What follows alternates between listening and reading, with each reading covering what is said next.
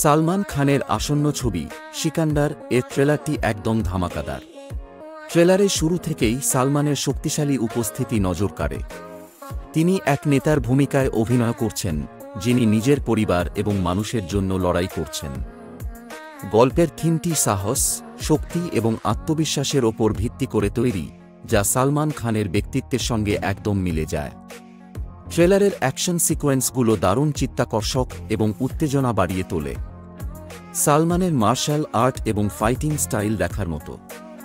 Background music এবং সিনেমাটোগ্রাফিও অসাধারণ, যা ছবিটিকে আরেক ধাপ এগিয়ে নিয়ে যায়।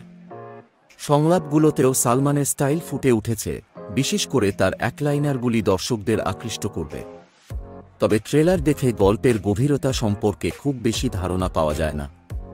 প্রধান ফোকাস অ্যাকশন এবং সালমানের ক্যারিশমার ওপরই রাখা হয়েছে, যা কিছু দর্শককে সন্তুষ্ট করতে পারে, কিন্তু গল্পপ্রেমীরা আরও বেশি কিছু আশা করতে পারেন। সামগ্রিকভাবে সিকান্দার ট্রেলারটি অ্যাকশনপ্রেমী এবং সালমান খানের ভক্তদের জন্য এক বিশাল আকর্ষণ।